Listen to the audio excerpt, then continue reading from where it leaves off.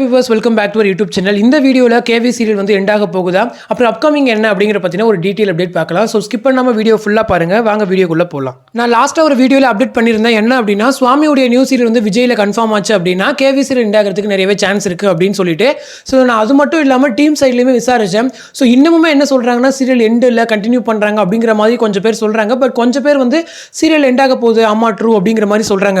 So இதெல்லாம் ஒரு பக்கம் இருந்தாலும் சுவாமியுடைய நியூ சீரியல் வந்து விஜயிலே இப்போ கன்ஃபார்ம் ஆயிடுச்சு. தாய் செல்வம் சாருடைய ப்ரொடக்ஷன் ஹவுஸில் நுவ்வு நேனு பிரேமாவுடைய ரீமேக் வெர்ஷனில் அவர் தான் ஹீரோவாக நடிக்க போகிறார் இல்லையா.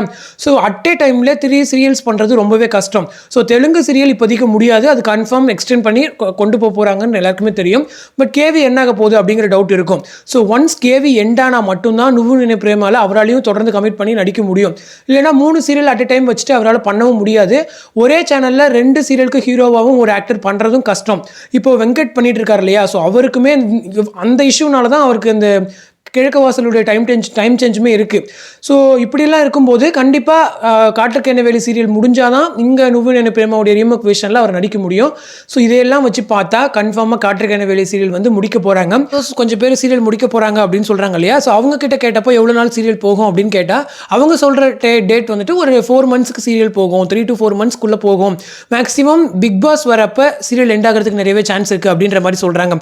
ஸோ இதையெல்லாம் வச்சு பார்த்தா பிக் பாஸ் வர அப்போ இந்த சீரியலுடைய லான்ச் இருக்கும். ஸோ அந்த டைமில் கேவி சீரியல் எண்ட் ஆக போகுது அப்படிங்கிற மாதிரி அப்டேட்ஸ் இருக்குது. பட் பிக் பாஸ்மே எப்போ வரும் அப்படின்னா இப்போவே ஆகஸ்ட் மந்த் ஆயிடுச்சு இல்லையா. ஆகஸ்ட் 8-9 கிட்ட ஆயிடுச்சு. ஸோ வித்தின் ஒரு 2 months தான் இருக்குது. ஸோ இந்த 2 monthsல எண்ட் பண்ணுவாங்களா அப்படிங்கிற மாதிரியான ஐடியாஸ்மே கொஷின்ஸுமே வருது.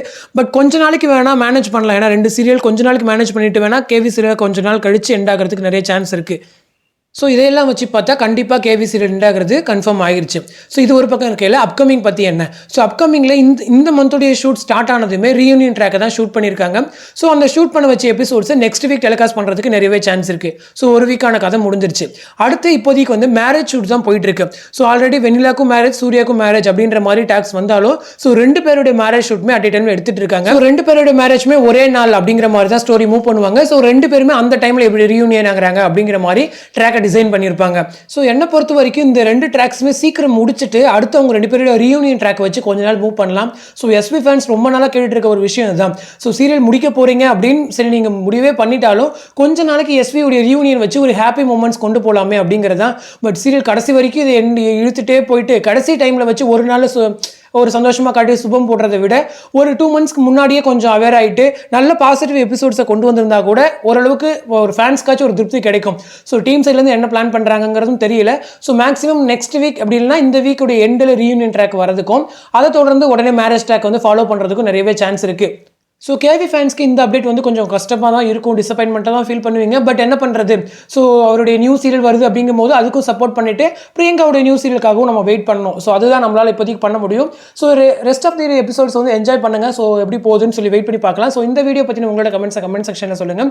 நெக்ஸ்ட் ஒரு இன்ட்ரெஸ்டிங் அப்டேட்டோட நெக்ஸ்ட் வீடியோ மீட் பண்ணுறேன். தேங்க்ஸ் ஃபார் வாட்சிங் அண்ட் பை.